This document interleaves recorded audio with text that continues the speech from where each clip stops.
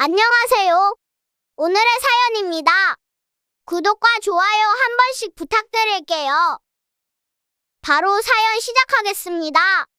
항상 저를 챙겨주는 직원은 친절하고 일도 참 잘해요. 앞으로 이 가게를 맡기려고 하는데 그 전에 제 사위가 될 것 같네요. 얼마 전 딸한테 결혼하겠다는 말을 듣고 모두가 축하해줬거든요.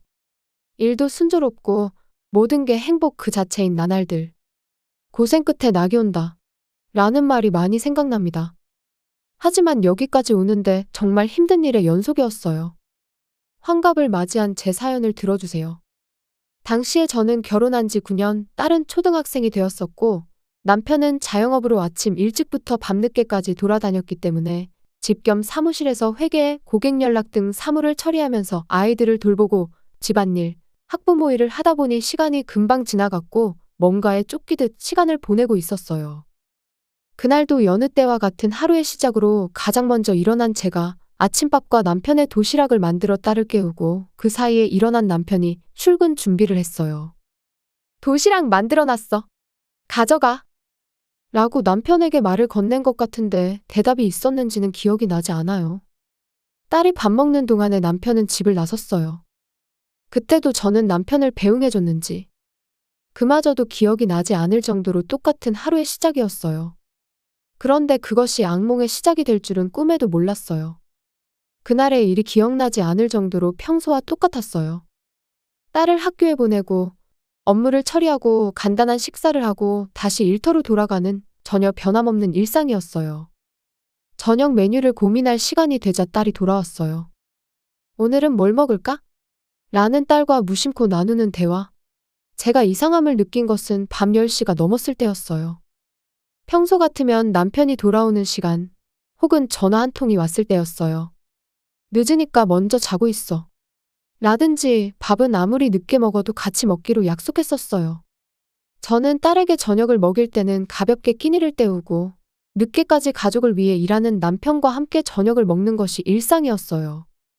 그런데 오늘따라 유독 연락이 없어요. 일이 늦어지고 있는 줄 알고 문자를 보냈지만 답장이 오지 않았고 전화를 걸어도 연결이 되지 않았어요. 설마 사고라도 난 건 아니겠지? 불길한 생각이 들어 가만히 있을 수 없어 도련님에게 연락을 취했어요. 도련님도 걱정이 되었는지 바로 집으로 달려와 주었어요. 도련님도 몇 번이나 남편에게 연락을 취했지만 여전히 연락이 안 된다고 해요. 그대로 아침까지 한숨도 자지 않고 기다렸지만 연락이 되지 않았어요. 도련님은 큰 병원에서 약사를 하고 있으니 신원 미상의 부상자가 없는지 물어보겠다며 말하고 돌아갔어요. 졸린 데다가 머릿속이 뻐근한 느낌으로 경험해본 적 없는 긴장감이 제 몸을 휘감았어요. 하지만 남편과 연락이 닿지 않는 것을 딸에게 들키지 않기 위해 필사적으로 평소와 다름없는 아침을 준비해 딸을 보냈어요. 밤새 잠을 자지 않았음에도 불구하고 눈은 맑게 뜨고 평소 하던 일을 열심히 했어요. 일 틈틈이 남편에게 계속 연락을 취했지만 남편의 회신은 전혀 없었어요. 도련님도 필사적으로 남편의 행방을 찾았지만 전혀 짐작이 가지 않는 것 같았어요. 며칠 후 집에 독촉장이 잔뜩 왔어요. 본 적도 들은 적도 없는 금융회사에서 온 편지였어요.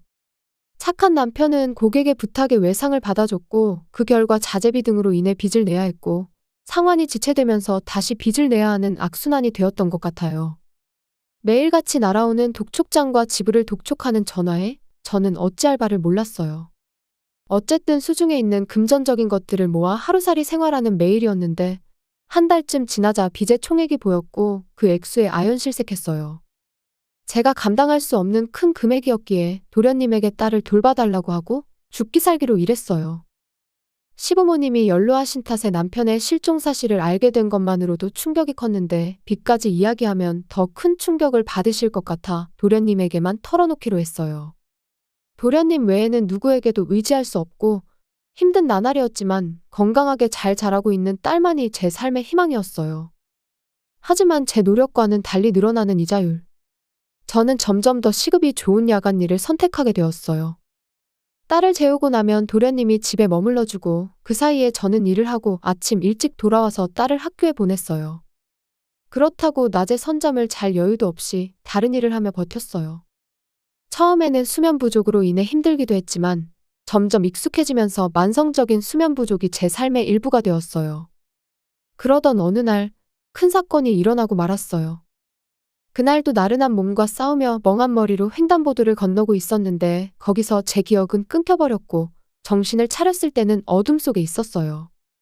들리는 것은 도련님과 딸의 울음소리였어요. 제가 필사적으로 두 사람의 이름을 불렀지만 두 사람의 울음소리만 커질 뿐이었어요. 저는 두 사람의 얼굴을 보고 싶어서 얼굴에 붙어있는 붕대를 떼어내려고 안간힘을 썼어요. 하지만 어둠은 언제까지나 계속되어 어쩔 수 없었어요. 제발 이 붕대 좀 떼줘. 우리 딸 보고 싶다고. 빨리 좀 떼내줘. 제가 말할 때마다 울음소리는 점점 커졌어요. 제가 붕대를 떼어내려고 필사적으로 몸부림치고 있을 때 알 수 없는 목소리가 들렸어요. 할 얘기가 있습니다. 얌전하게 말하는 목소리는 들은 적이 없는 목소리였어요. 그리고 누군가가 방에서 나가는 걸 느꼈어요. 그 목소리의 주인공은 제가 실명했다는 사실을 알려주었어요. 제가 사고를 당하던 날, 저를 덮친 것은 큰 트럭이었어요. 차도 반대편에는 민가 담벼락이 있었어요. 어둠 속에서 비틀거리며 걷고 있는 저를 발견한 트럭 운전자는 부딪힐 뻔한 순간 핸들을 꺾었고 제 몸은 트럭과 함께 담벼락을 들이받았어요. 다행히 담벼락이 무너지면서 몸이 짓눌리지 않아 목숨은 건졌지만 대신 무너진 블록에 얼굴을 세게 부딪혀서 안구를 다쳐 시력을 잃게 되었다고 했어요. 저는 그 사실을 여러 번 확인한 후 절망에 빠졌어요. 남편과 연락도 되지 않는 지금 딸을 어떻게 돌봐야 할지, 평생 걸려도 갚을 수 없을 것 같은 빚을 어떻게 감당해야 할지, 아무리 생각해도 답이 나올 리가 없었어요. 그러던 중 어느새 곁에 있던 도련님이 말을 걸었어요. 형수님, 제가 어떻게든 해볼게요. 아무것도 할 수 없는 저를 대신해 도련님이 모든 것을 다 해줬어요. 먼저 시부모님께 모든 사정을 이야기하고 이해를 구했어요. 그리고 딸을 돌봐주며 제가 회복할 수 있는 시간을 주었어요. 도련님은 자신을 희생하고 저와 딸을 위해 모든 것을 바쳤어요.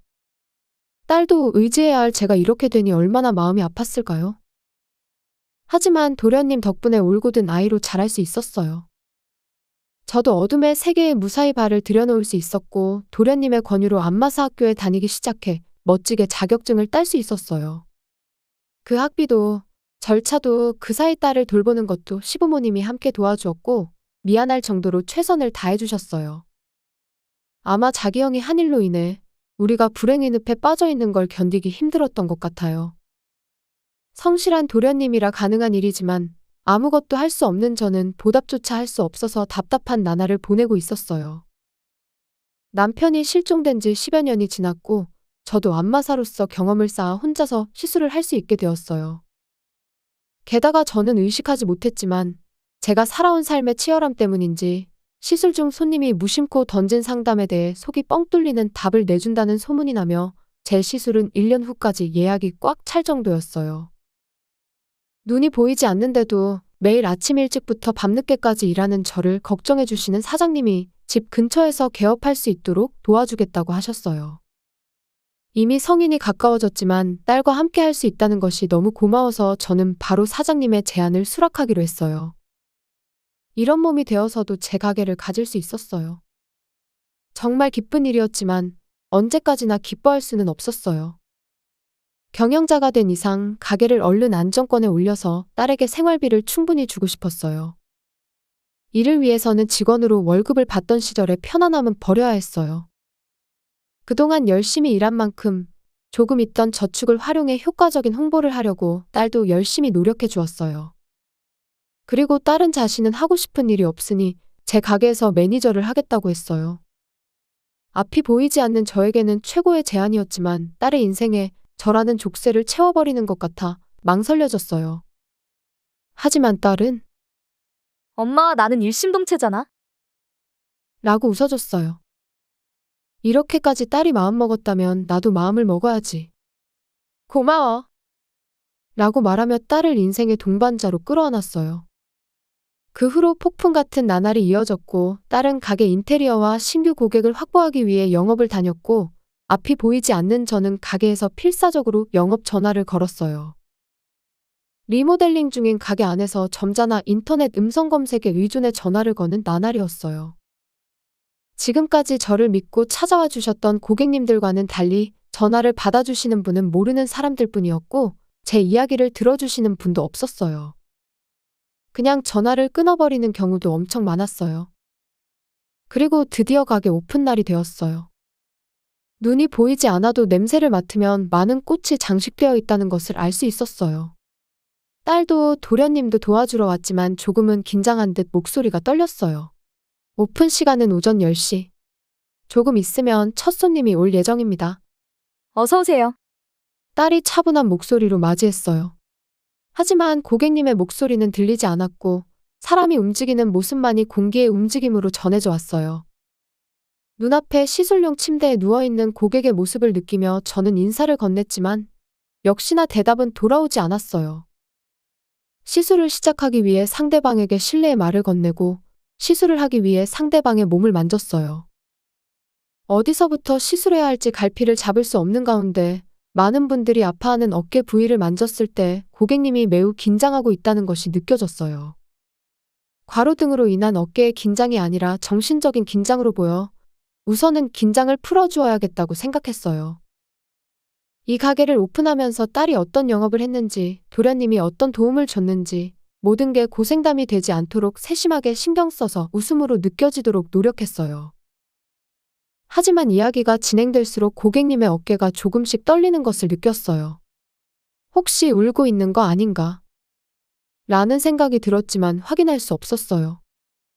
눈치채지 못한 척하고 등을 쓰다듬으며 뭉친 근육을 풀어주려고 했어요.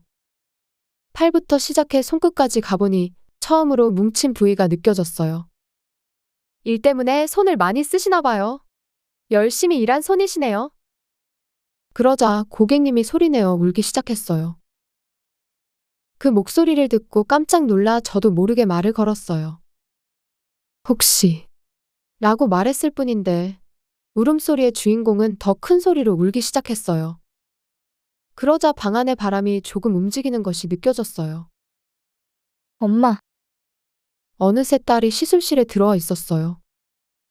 딸을 다시 내보내려고 하는데 갑자기 고객님이 아니야. 내 생각해서 지금까지 조용히 하고 있었던 거야. 지금까지 정말 미안해. 라고 제가 그동안 듣고 싶었던 목소리가 들려온 것이에요. 저는 머릿속을 정리하는데 꽤 오랜 시간이 걸렸어요. 이 목소리는 비록 나이가 들긴 했지만 분명 남편의 목소리임은 틀림없었어요. 하지만 아무리 찾아도 찾을 수 없었던 남편이 왜 오늘 제 앞에 나타난 것일까요? 아무 말도 못하고 가만히 있는데 딸이 입을 열었어요. 사실 이 가게의 인테리어는 아빠가 해줬어요. 뭐? 무슨 소리야? 이게 무슨 상황인지 이해가 안 돼. 제가 말을 잇지 못하자 딸이 설명해 주었어요. 딸이 알려준 바에 따르면 이 가게의 인테리어를 위해 드나들던 업체 직원 중에 남편이 있었다는 거예요. 딸과 남편은 처음에는 서로의 존재를 깨닫지 못하다가 인테리어 중 가게 안에 있던 저를 남편이 발견했고 저를 뚫어져라 쳐다보는 남편의 정체를 딸이 알아채고 말을 걸었다고 해요. 남편은 사업 실패로 빚을 지고 혼자 도망친 것을 후회하고 있었지만 남겨진 우리를 걱정하며 근처에서 숨어 살고 있었다네요. 처음에는 도련님도 시부모님도 화를 내며 남편을 나무랐지만 딸의 설득으로 화해를 하고 오늘에 이르렀다고 합니다. 가게 오픈 전에 충격을 받지 않게 하려는 모두의 배려로 남편에 대한 이야기를 숨겼다고 해요. 그 이유는 왠지 저는 숨기고 있었다고 생각했지만 주변 사람들의 말을 빌리자면 뻔뻔했다고 하네요. 저는 남편과 결혼하기 전부터 남편을 정말 사랑했어요. 그것은 지금도 변함없고 이렇게 큰일을 당하고도 마찬가지예요. 사라지기 전에 남편은 항상 우리를 생각해주는 자상한 사람이었어요. 빚이 늘어나 일시적으로 도망가고 싶은 것은 누구에게나 있는 일이고 도망갔다고 해서 저는 남편을 탓할 마음이 없어요. 마지막으로 집을 나갔던 그날처럼 다녀왔어 라고 아무 일 없었던 것처럼 돌아와도 저는 받아들일 생각이었어요. 그만큼 저는 남편이 돌아오기만을 손꼽아 기다렸어요. 그것이 지금 제 앞에 있어요. 생각지도 못한 재회의 말이 나오지 않아요. 말없이 울고만 있는 우리들. 무감각해진 듯한 딸이 입을 열고 남편에게 들었던 그날부터의 일을 이야기하기 시작했어요. 남편은 실종된 후 전국을 돌아다니며 열심히 일했다고 합니다. 자신의 실수로 인해 가족에게 빚을 지게 한 것에 대해 계속 미안한 마음을 가지고 있었다고 했어요. 그 증거로 자신이 일해서 번 월급은 전혀 손을 대지 않고 그날그날의 식사 등 생활비를 아껴서 살았다고 해요. 심지어는 빵 하나로 며칠을 보낸 적도 있다고 했어요. 그렇게까지 궁핍하게 살 거면 차라리 돌아오면 좋았을 텐데 라고 제가 무심코 말하자 그럴 걸 그랬어 라고 남편이 말했어요. 말하지 않은 것은 남편의 너무 고지식한 성격 때문인지도 모릅니다. 남편답다고 생각하면서도 미워할 수 없었던 제 마음. 이혼할 수도 있었지만 그렇게 하지 않은 것은 어디선가 남편과 다시 만나고 싶었기 때문이에요. 그런 마음은 누구에게도 말한 적이 없는데 딸과 도련님은 알고 있는 것 같아 조금 부끄러웠어요. 아빠가 우리를 위해서 돈을 모아두셨다고 해요. 그 돈으로 이 가게를 인테리어 했어요. 그동안 말하지 못해서 미안해요, 엄마. 딸아이의 말에 저는 허허 웃으며 그동안의 일이 떠올랐어요. 견적에 관해 물어봐도 어물쩍 넘어간 건 남편이 비용을 낸다는 사실을 숨겨야 했기 때문일 거예요.